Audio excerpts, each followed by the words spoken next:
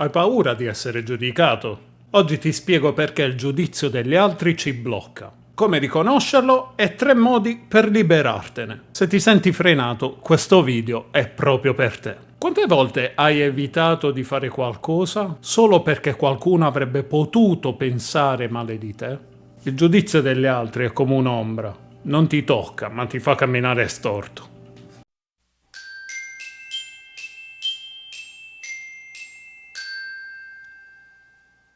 Il giudizio è una proiezione, non è una verità. Partiamo subito col dire che la verità è soggettiva, quindi nessuno può imporla agli altri.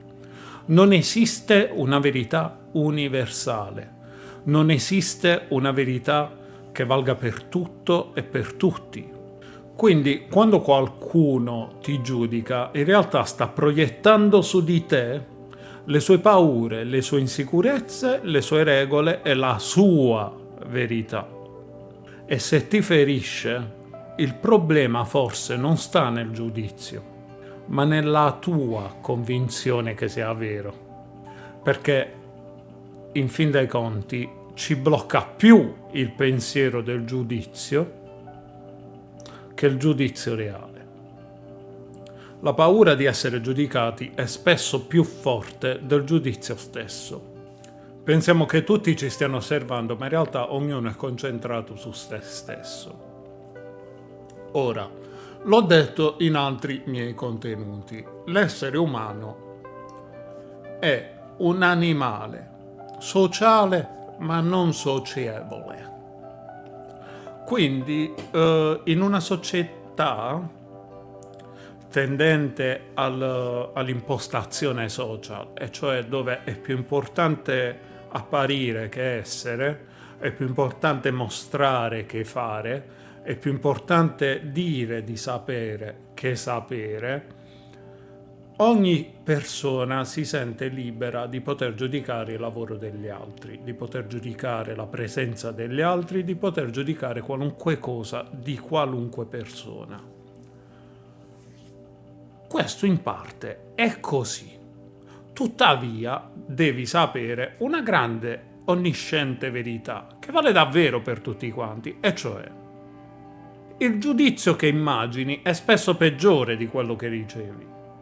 E liberarsene è un atto di identità, non di ribellione, perché non si può considerare essere ribelli o alternativi il fatto di riconoscere se stessi, perché alla fine smettere di vivere cercando di piacere agli altri è l'unico modo che hai per iniziare a farti piacere te stesso, perché è proprio quando smetti di chiedere il permesso che inizi davvero a vivere.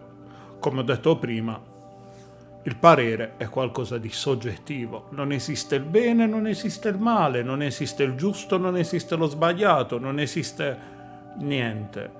Ogni parola, anche il ti amo, te lo può dire qualcuno che lo prova davvero, te lo può dire qualcuno che te la vuole mettere in quel posto. A dire la verità te lo può dire anche quello che lo prova davvero per mettertelo in quel posto.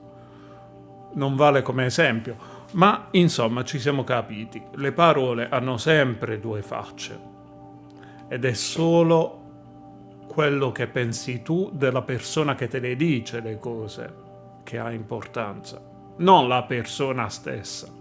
Quindi parliamo un po' dei falsi miti, delle credenze popolari e delle domande.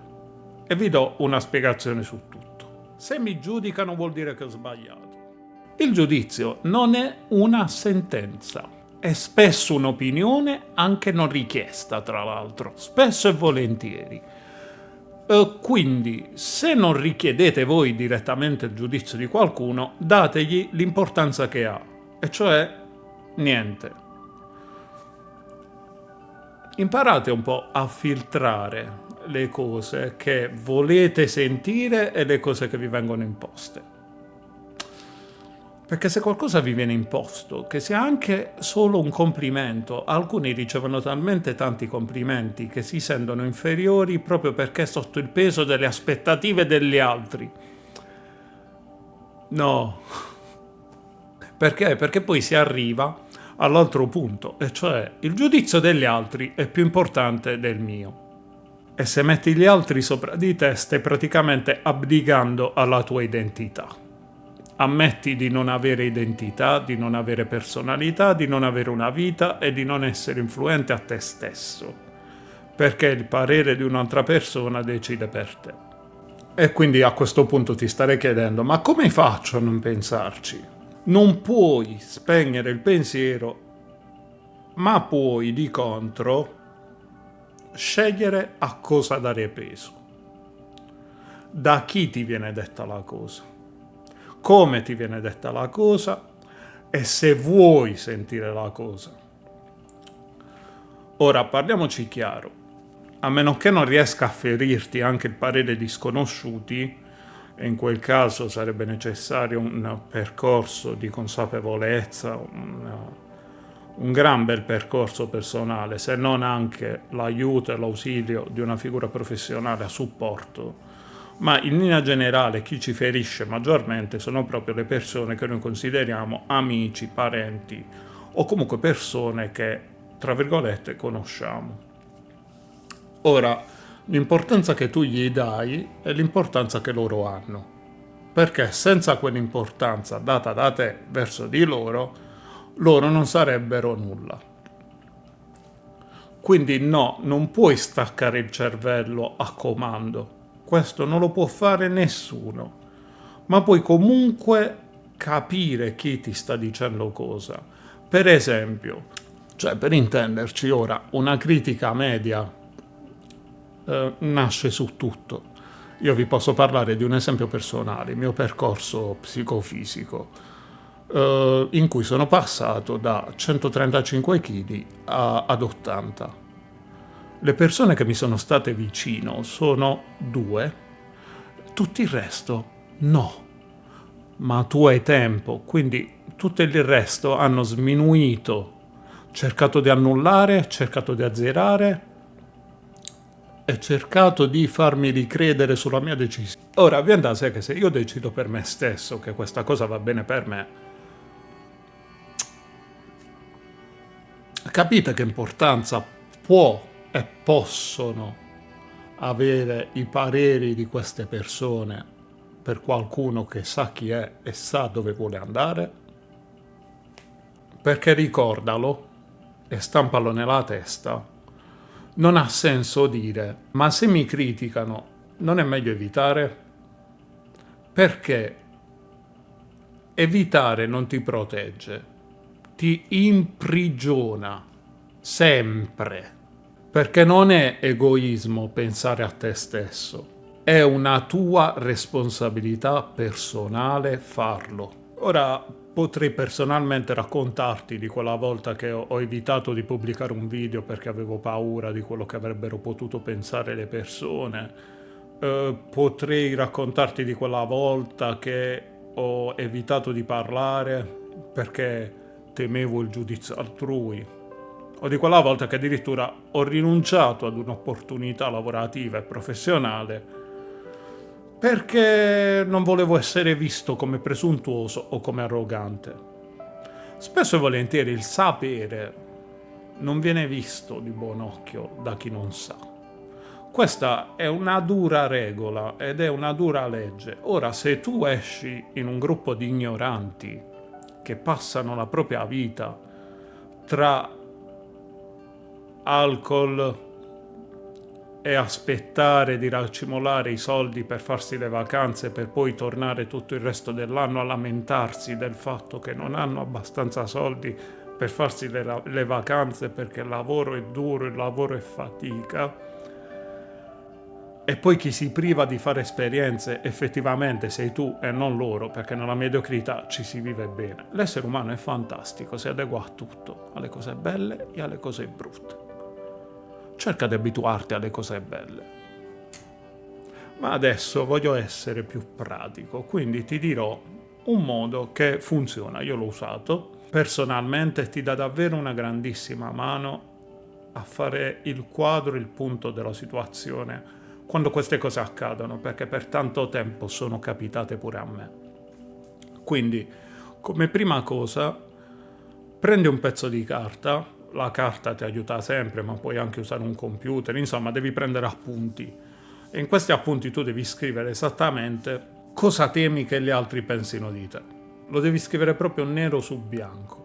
E questo già ti aiuta ad avere un'infarinatura di quanto sia irrazionale il tuo pensiero. Poi, continuando, chiediti: è vero o è qualcosa che mi sto immaginando io? Soprattutto perché spesso il giudizio che temi non è mai stato detto da nessuno, non è mai stato espresso da nessuno. Nessuno ti ha detto le parole che tu pensi di te stesso o di te stessa.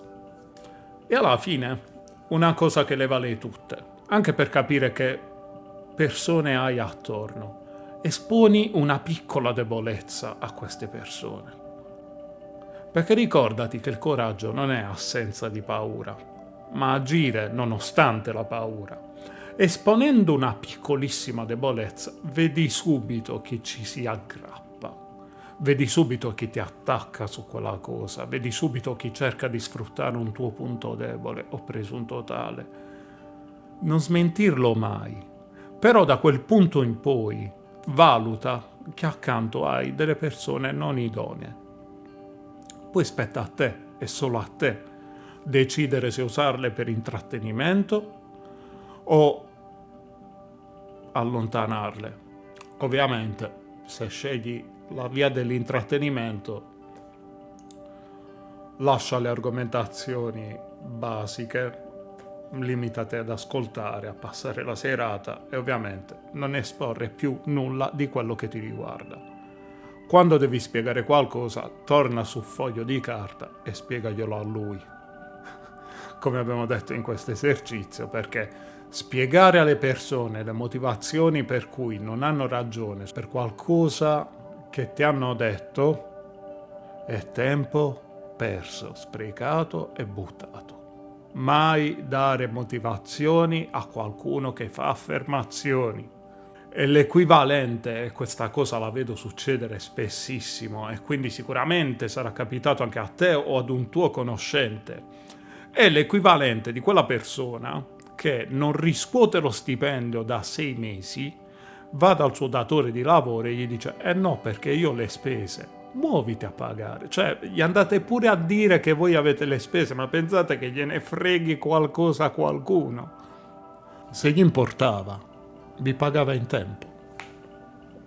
Smettete di dare spiegazioni a chi fa affermazioni. Perché una cosa su tutte te la devi ricordare: ogni volta che scegli te stesso, il giudizio degli altri perde potere. Non devi essere invisibile per essere accettato. Devi essere autentico per essere libero di scegliere, e il giudizio non ti definisce per il semplice fatto che tu decidi cosa fare. Hai un bel po' di lavoro da fare. E novità di questa serie, perché ho deciso così, oltre a cambiare il tono, non so se l'avete notato, sarà più colloquiale, sarà più tra amici, sarà più intimo, perché mi va. Quindi vi lascerò ad ogni episodio con una citazione. In questo caso la prendo dal Joker in The Dark Knight. La gente è brava a giudicare quando non ha nulla da perdere. Detto questo, lasciami un commento qua sotto, condividi questo video, ho bisogno di interazioni con persone senzienti e noi ci rivediamo sempre qui su Mixtube, sempre qui con me, Ryzen. Fammi sapere cosa ne pensi. Ciao.